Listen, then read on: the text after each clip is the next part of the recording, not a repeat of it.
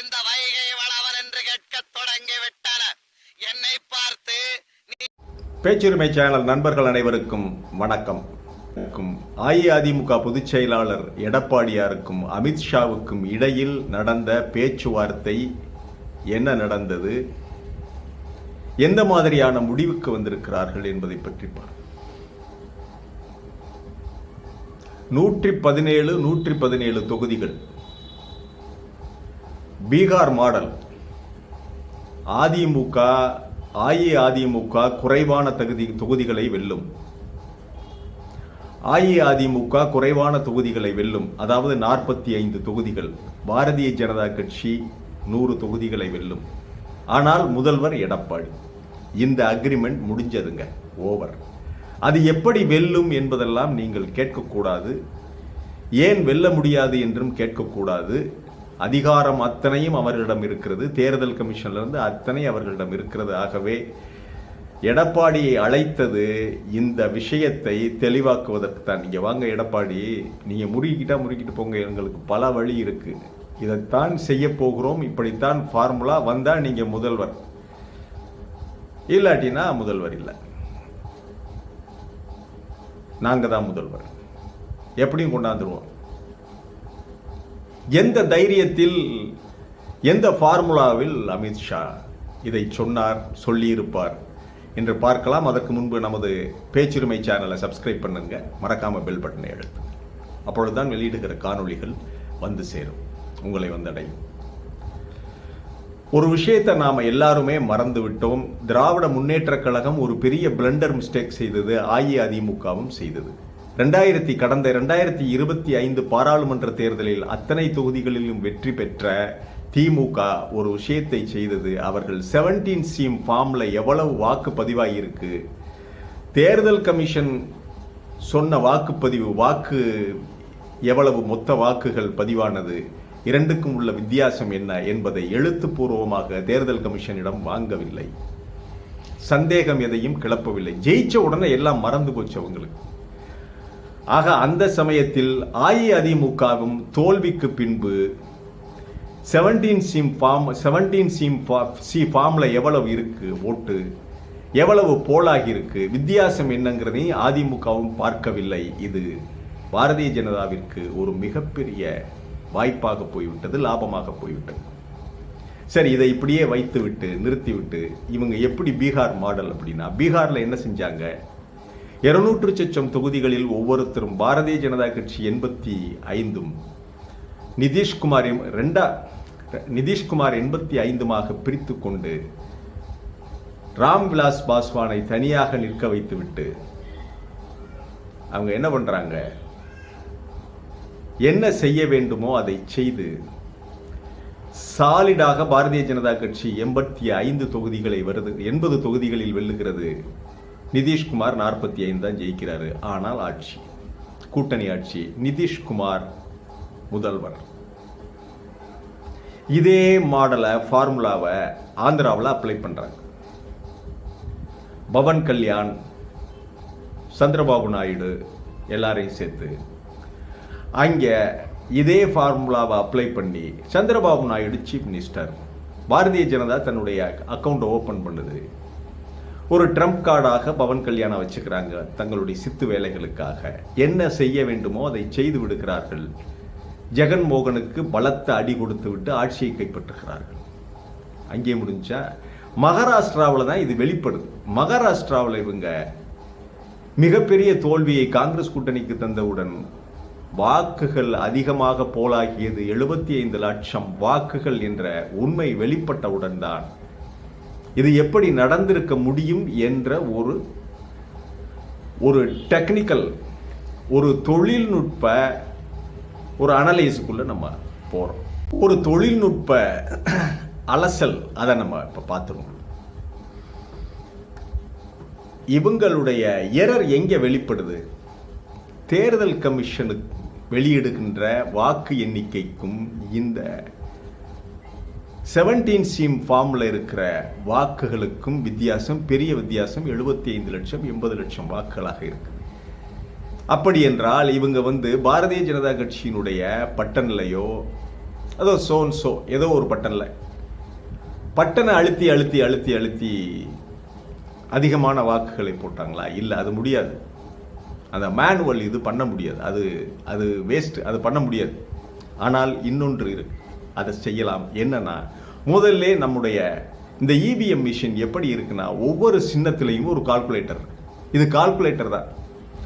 மிக மிக அட்வான்ஸ்டு எலக்ட்ரானிக்ல இருந்து மேம்படுத்தப்பட்ட ஒரு ரேடார் மூளை வைக்கப்பட்ட கால்குலேட்டர். இந்த கால்குலேட்டருக்கு ஒரே ஒரு மானிட்டர் தான்.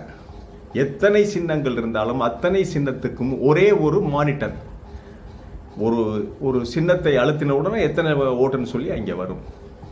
அப்போ இது வந்து கால்குலேட்டர். அப்போ இந்த கால்குலேட்டரில் என்ன செய்யலாம்? ஒரு ABCD வச்சுக்கோங்க. ஒரு கட்சிக்கு ஏ சின்னம், இன்னொரு கட்சிக்கு பி சின்னம், இன்னொரு கட்சிக்கு சி, இன்னொரு கட்சிக்கு DEF. இதில் டி சின்னத்தை அதிகமான வாக்குகள் விழுக வேண்டும் என்றால் என்ன செய்யலாம்? அதில் ஒரு டைமர் ஃபிக்ஸ் பண்ண வேண்டியது. அந்த டைமர் தான் எல்லாத்தையும் கண்ட்ரோல் பண்ணும். அந்த டைமரில் நீங்கள் ப்ரோக்ராம் செட் பண்ணிட்டீங்கன்னா, பி சின்னத்தில் ப்ரோக்ராம் செட் பண்ணிடுறீங்க. என்றைக்கு தேர்தல் நடந்தாலும் சரி, நடக்கலை, இந்த தொகுதியில் இந்த வார்டில் 50 வாக்குகள் தான் அந்த பி சின்னம் பெறும் என்பது தெரிந்த விஷயம். ஆனால் நான் என்ன பண்ணுறேன், இந்த பி சின்னத்தில் உள்ள கால்குலேட்டரில் ப்ரோக்ராம் செட் பண்ணிடுறேன், டைமர் செட் பண்ணிடுறேன். இந்த டைமர் எப்போ ஒர்க் ஆகும்? எண்ணுவதற்கு, வாக்கு எண்ணிக்கை நடக்கின்ற அன்று, அந்த குறிப்பிட்ட தேதி என்று காலை 6 மணிக்கெல்லாம் ஓப்பன் ஆகிறது மாதிரி, உடனடியாக அது செயலுக்கு வர்றது மாதிரி டைமர் ஃபிக்ஸ் பண்ணிடுறேன். Electronic timer. அந்த டைமர் அன்றைக்கு காலையில் 6 மணிக்கு செயல்பட ஆரம்பிக்கும். அதுக்கெல்லாம் பேட்டரி எல்லாம் இருக்குல்ல. செயல்பட ஆரம்பிக்கும் போது ஏற்கனவே செய்த ப்ரோக்ராம் படி அந்த 50 வாக்குகளோடு ப்ளஸ்ஸாக நான் என்ன பண்ணுறேன், இன்னொரு 500 வாக்குகள், 600 வாக்குகள் அல்லது 700 வாக்குகளை ப்ளஸ் பண்ணி விட்டுறேன். அப்போ மானிட்டர் அழுத்தும் போது 750 வாக்குகள் அங்கே வந்துடும். ஆனால் 17C ஃபார்மில் என்ன ஆகும்? மொத்த வாக்குகளே 1200, போலாயிருக்கிறது 800. இப்போ இதெல்லாம் சேர்த்து கூட்டி அந்த இது வரும்போது அது கிட்டத்தட்ட 1700 வாக்குகள் போலாயிருக்கிறதா இங்கே காட்டும். இப்போ இந்த 17C ஃபார்மை வச்சு தான் நீங்கள் சண்டை போடணும். இங்கே ஏற்றுக்கொள்ள முடியாது என்று சொல்ல வேண்டும். இதையெல்லாம் யாருமே செய்யலை. இப்பொழுதுதான் எல்லாமே வருது, சந்தைக்கு வருகிறது. அதனால் இந்த டைமர் ஃபிக்ஸ் பண்றதுக்கு கால அவகாசம் வேண்டும். இப்பொழுது இவர்களுடைய தொழில்நுட்பம் என்னங்கிறது நல்லா தெரிஞ்சு போச்சுங்க. என்ன தெரிஞ்சு போச்சுன்னா, இது கால்குலேட்டர், மேம்படுத்தப்பட்ட ஒரு கால்குலேட்டர்ல டைமர். இது இருந்தால்தான் இப்படி அதிகப்படியான வாக்குகளை தர முடியும்.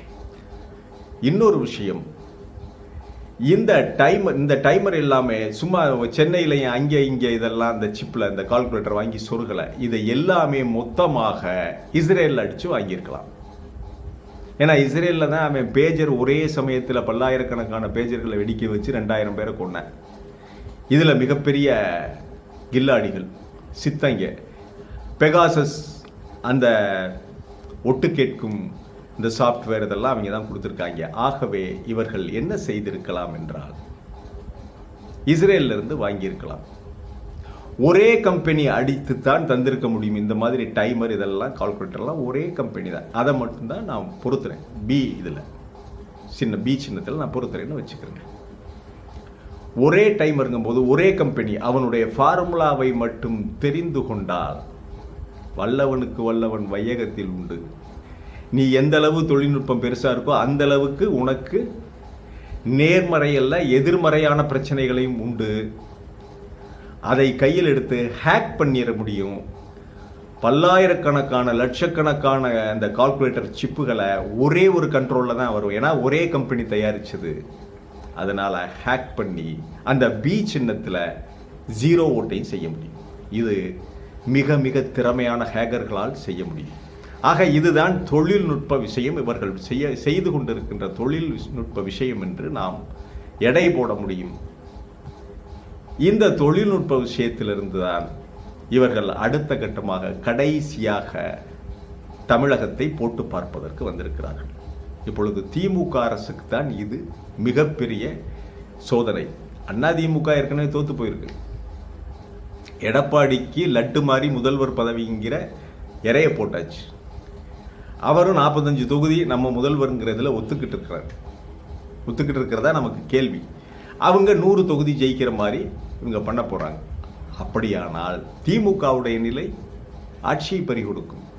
அப்ப திமுக ஆட்சியை பறிகொடுக்காமல் இருப்பதற்கு என்ன செய்ய வேண்டும்? உடனடியாக உள்ளாட்சி தேர்தலை வாக்குச்சீட்டு நடத்துங்க.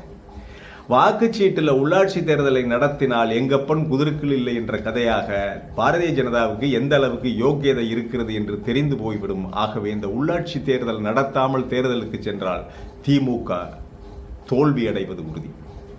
நீங்க என்னதான் கூட்டணி வலுவான கூட்டணி வைத்திருந்தாலும் சரி, இந்த தொழில்நுட்ப பிரச்சனை ஒன்று மிகப்பெரிய பிரச்சனை இருக்குது. ஒன்று ஹேக்கர்.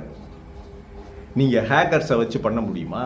இன்டர்நேஷனல் லெவலில் உள்ள ஹேக்கர்ஸை வச்சு அதற்கான இது இருக்கா? அதற்கான தொடர்பு இருக்குதா? இல்லை. ஆனால் இந்த உள்ளாட்சி தேர்தல் என்ற ஒரு சாதாரண வாக்குச்சீட்டு மூலம் இவங்களை நிறுத்திடலாம். என்னடா உள்ளாட்சி தேர்தலில் 4% வாங்கின, அப்புறம் என்ன 4% வாங்குற பாரதிய ஜனதாவுக்கு எதுக்கு 117 தொகுதிகள் கொடுக்க வேண்டும் என்று கேள்வி அதிமுகவுக்குள்ளே கலகம் பிறக்குமா இல்லையா? மக்கள் மத்தியில கலகம் பிறக்குமா இல்லையா? மக்கள் பேச ஆரம்பிச்சிருவானா இல்லையா?